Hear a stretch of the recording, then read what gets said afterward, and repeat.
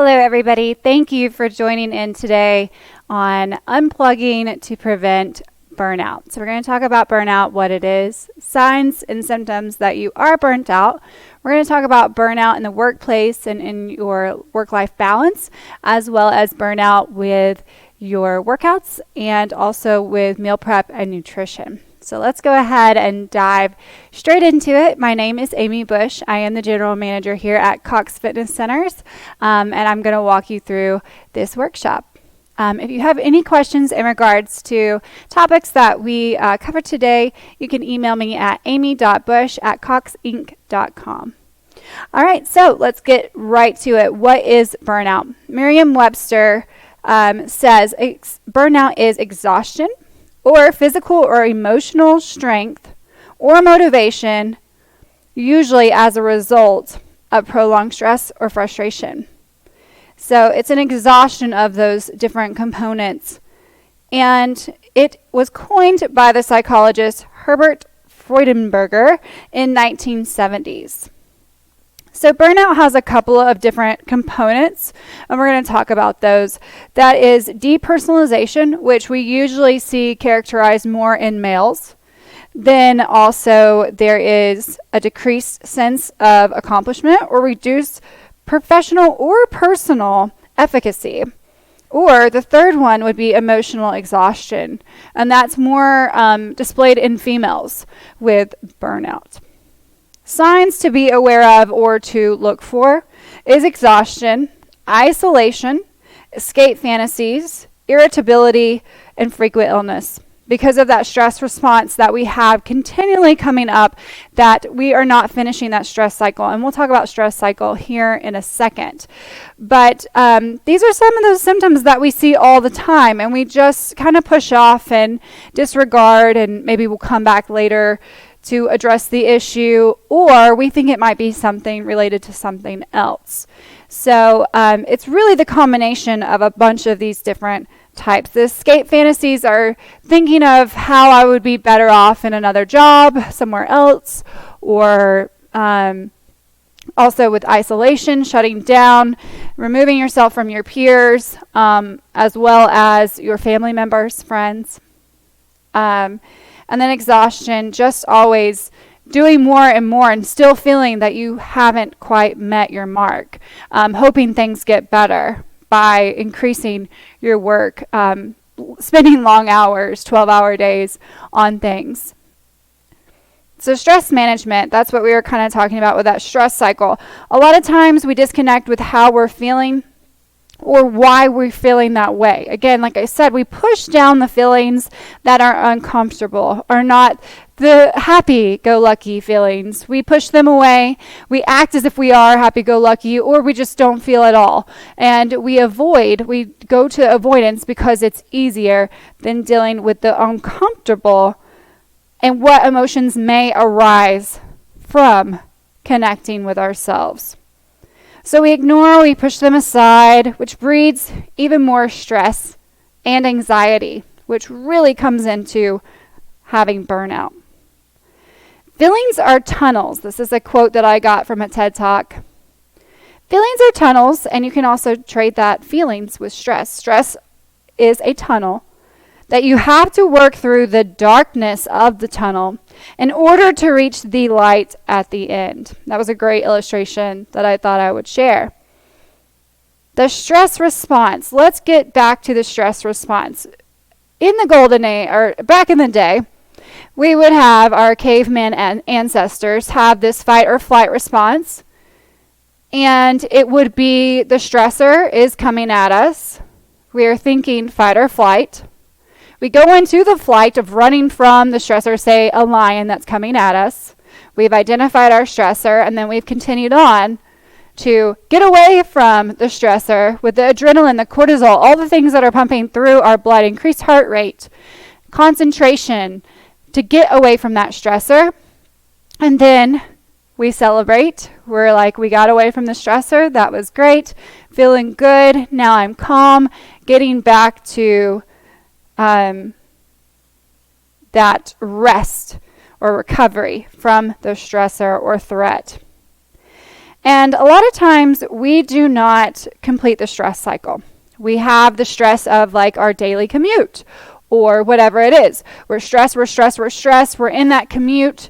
Then we get home and we don't activate the actual physical side of the stress response. We don't do the part where we ran away from the lion. We go and sit on the couch and we start scrolling through something else and we think mindlessly that we are recovering, but we're actually stressing and feeding into this constant attention awareness and more overload of signaling our brain and our body. Instead, maybe when we get out of that stressor or that meeting or that conversation you had with someone, maybe instead we should do jumping jacks or go for a walk. Get that physical part of our stress response out and then know that I can recover, I can move on. I've cleared through that energy, that crazy stress energy, and completed the cycle.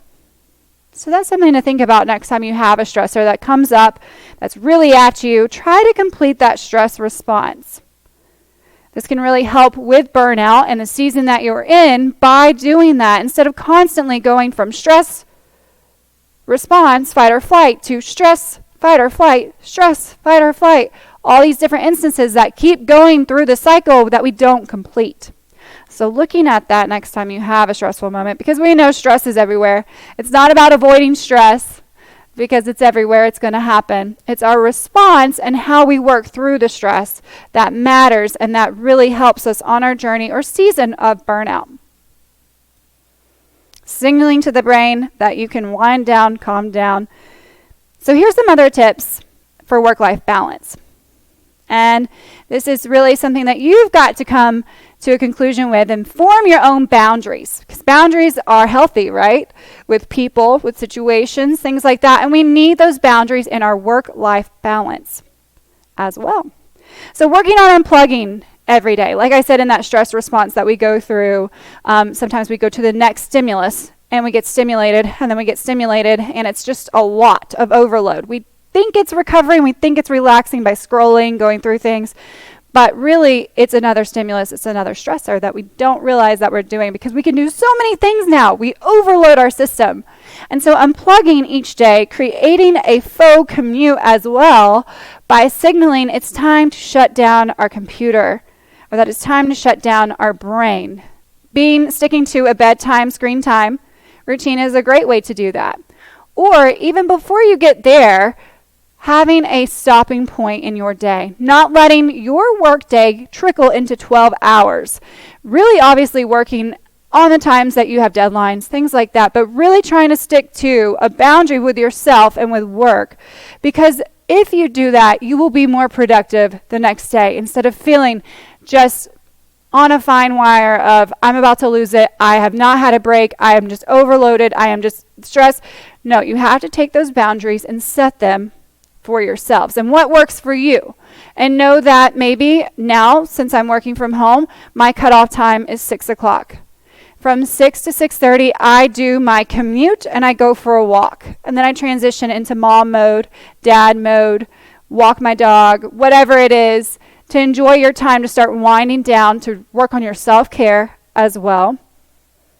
And have that faux transition. Sometimes we go straight from one thing, the end of our day, into mom mode, and then we're just irritated or whatever, and because we don't get that little time that really helped us in that commute before to clarify this is the end of our work day, this is the beginning of going into parent mode, taking people to soccer, taking to art classes, to whatever, and we need to signalize that, not have such gray in our day to day.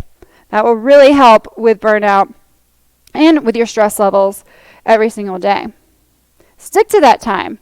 Maybe even shut down your computer if you need to, if it's too tempting, especially if that computer and workspace resides in your own bedroom. Give yourself breaks also throughout the day from your phone, after work. Connect with your kids. Do a inventory of your energy. Where is your energy spent every day? Where are you wasting it in areas that you could be diving into yourself, putting some investments into yourself, putting investments into your kids, or your dog, or your friends or family members, giving them calls, checking in, connection. We need those things. And knowing that it's okay to ask for help also with your friends, your family, when you feel like you're stuck in one of these seasons of burnout. We're really overstimulated, so you've got to look at ways that you're unwinding. Are they healthy? Are you meditating? Are you journaling? Are you going through those emotions that I said were uncomfortable? Working on doing the self-care as well, but not just doing the self-care, completing the stress response, and getting down to those boundaries that you really should work on sticking with and to. And getting that quality time with others, that connection. Again, take an inventory of your day, where you're wasting your time. Find something productive, like I said. Make whatever meetings that you have that can be face off, make them walking meetings. Having that time to really invest in getting your steps in and not sitting at the desk all day, in that posture, in that overwhelmed, stressful posture here. Finding meetings that you can, if you cannot walk, stand. That will also increase your energy and keep you awake for some meetings. And then taking breaks every 25 to 45 minutes. Studies show that if you take breaks, you are actually more productive. And this will also be something that you can create as a boundary to give yourself time to use the restroom, to have a snack, to where you're not eating at the end of the day and you haven't ate all day long. We do so much with our brains that we're always constantly working on multiple things, and we don't even feed it until the end of the day sometimes because we've gotten so lost in what we have to do. So making sure you're taking care of yourself and you're refreshing or clearing your browser for the day by taking that break, coming back to whatever you're working on. And sometimes that really gives us clarity and gives us a refresh to work on what we are doing, be more productive. So take mini breaks throughout your day to increase productivity. Only have one tab. This is something I am really trying to work on myself. Only have one tab open in your window. Focus on that one task item that you need to get done. Have that one specific thing in mind, work on it, and then move on. Instead of all these multitask things that you're half working on, you're not pulling your full attention to it. So working with one window at a time. And be kind to yourself. We're so kind to others sometimes that we are not kind to ourselves for whatever reason. We don't believe we need it or are enough or, we think of ourselves last.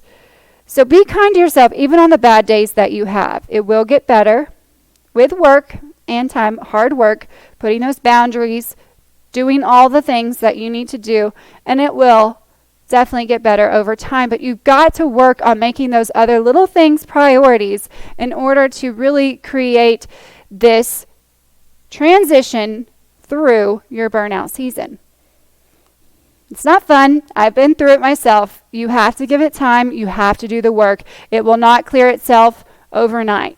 So knowing that, going into the trenches of burnout and working on those different things, again, every single day, working on them, practicing the breaks, connecting with your friends and family, doing an inventory of your energy spent. Those things will help you along your way. And it takes one brick by brick. It will not clear itself again overnight. So completing also that stress response with physical activity. Like I said, taking a walk, doing jumping jacks. So let's get to the physical activity part of it. Even here in the physical part, can you find burnout? Right? We've all been there where we have started too aggressively with our goals. We've done, from going to 0 workouts a week to 5 workouts a week, and I'm just busting my butt every day, 7 days a week, getting these workouts in, and I'm just tired of it. It's overwhelming. It's too much. We actually cause ourselves more stress. So rewinding and seeing how can I be realistic with my goals and also be realistic with the time that I'm putting in for my workouts. To become better, to become more stress-free, to deal with my stress cycle.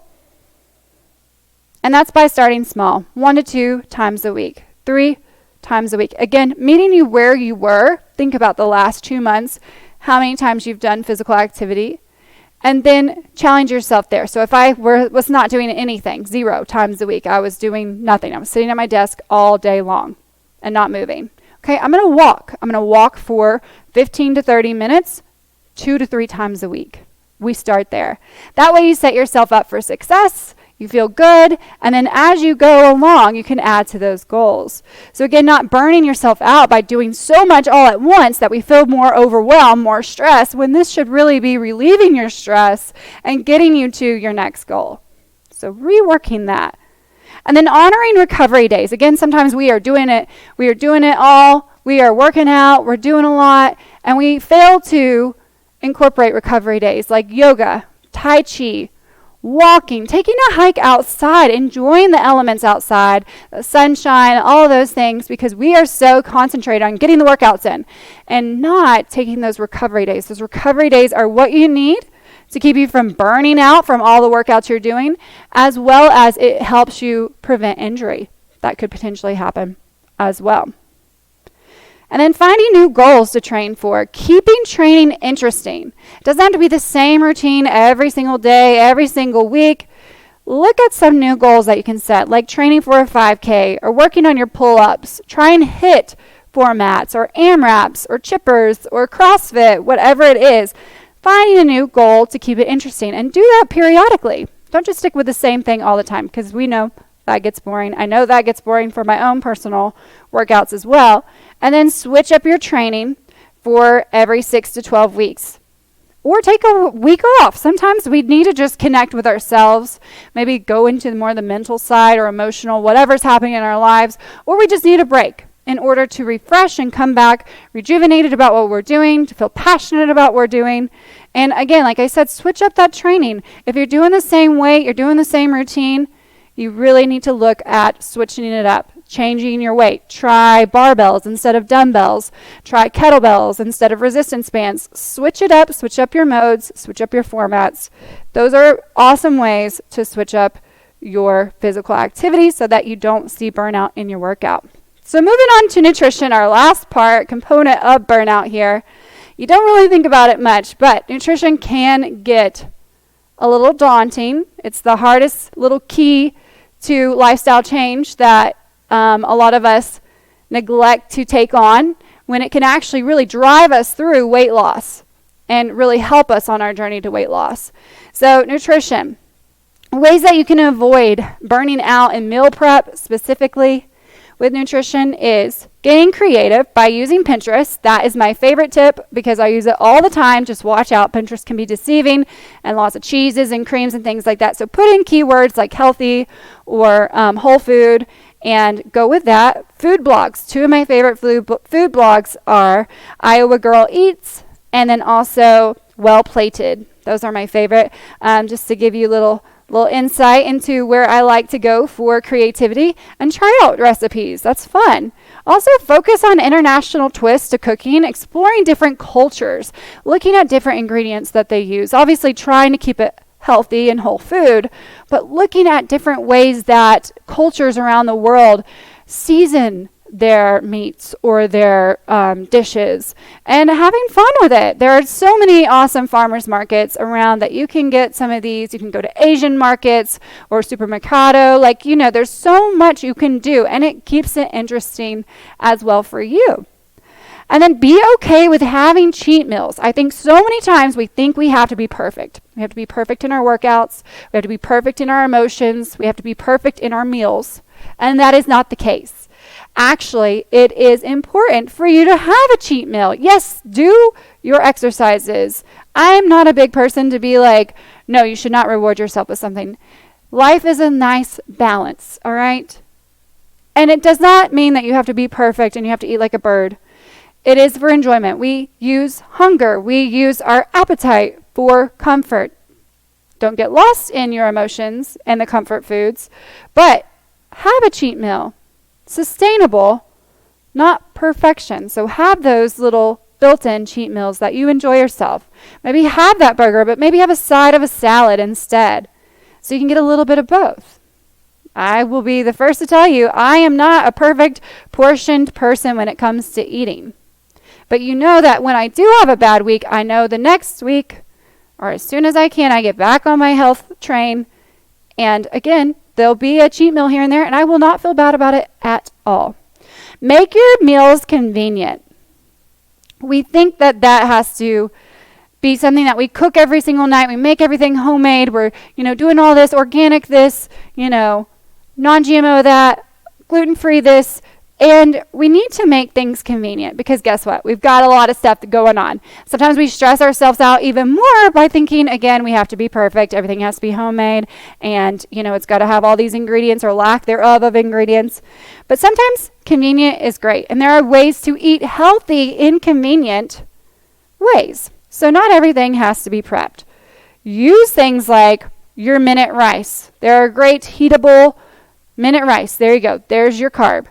And then go for your, again, something that we talked about in meal prep hacks, having some veggies on hand that are steamable or really fast to microwave. That's totally fine. There's your veggie right there.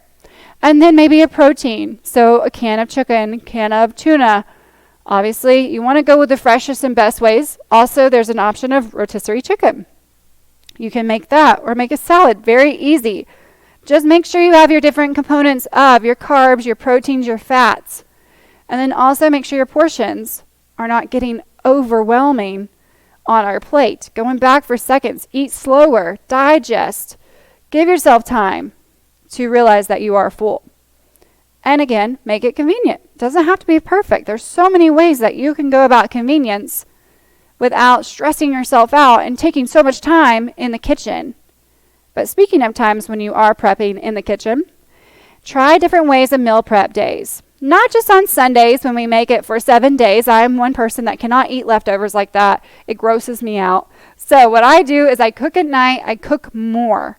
So while I'm cooking, I may be cooking my dish for dinner, but also I'm making my dish for the next day, and I eat leftovers. Yes, I'm a single person, and it goes a lot further. A lot of you guys have families. You may be cooking something for you and your spouse, and the kids are eating something different. That's a whole nother story with kids. Make sure you don't go into kid food mode where we eat all the kids' snacks and then the mac and cheeses. Have something separate for you if you need that, if you know that it'll keep you from going into eating like a kid. And make sure that, again, you make extra. That's a way that you can also trick your meal prep into fast, thorough, not having it as one set thing. I've got to have all my meal prep ready on one day. And again, throughout the week, maybe Mondays and Wednesdays are the nights that you cook and you just make extra. So nice to come home from a long day and not have to think, what am I going to have today? Or think I have to go through a drive-through because I've already taken that out of the mix by having myself prepped. And also not knowing I have to do it every single night or only on Sundays and eat weird leftovers. You can find your groove. You just have to look at your schedule and see how that works for you. If you fail to plan, you plan to fail. So make sure you look at what works for you. Make sure it's not stressful on you because, again, we need to make sure that stress is low, especially if we're going through a season of burnout. Don't wait until your next vacation to unplug. It takes little by little, like I said, every single day to work in those breaks, to work in that time where we really go deep with ourselves. What is going on with us? Do I need to take a step back? Don't wait for that vacation to unplug because you will not make it through this season of burnout just waiting for a vacation, or I'll deal with it when I get to the vacation or PTO. It takes work every single day. I'll end with this quote. Almost everything will work again if you unplug it. For a few minutes, including you. That's by Anne Lamott. And that's why, honestly, we made Stretch and Relax to help you guys. It's a 15-minute segment where we take a moment to take a break to really center ourselves so that we can go on about the rest of our day. So check out those sessions if you like. They're on the Cox Fitness Center channel. 15 minutes. Again, you think it may not be a lot, and you may think you don't have time for that, but it is 15 minutes. Somewhere in your day, you can find it, even if it's in the middle of the day, or maybe you need to use that as your transition time, your commute, your faux commute, where you take a second, 15 minutes. I'm going to get some investment into me, and then I'm going to transition off into the rest of my day, into my personal time, another business, or whatever hobbies or things that you want to do outside of work. So again, make those investments in yourself every single day. Don't wait for PTO vacation to really start working on yourself. Unplug daily instead of waiting. Thank you guys so much for joining today for today's workshop. Again, if you have any questions or want to talk about your own burnout story, or you want to hear mine, I'd be glad to share that and walk you through some of the things that helped me specifically. And know that you're not alone. A lot of us are going through this. We've had to be resilient for this last year and a half. And over time, if you've made it through without having a little trouble spot, awesome for you. But we are all in this together. We're all going through this. You are not alone. So I hope this helped you guys. I hope you have a great rest of your day. And thanks for joining.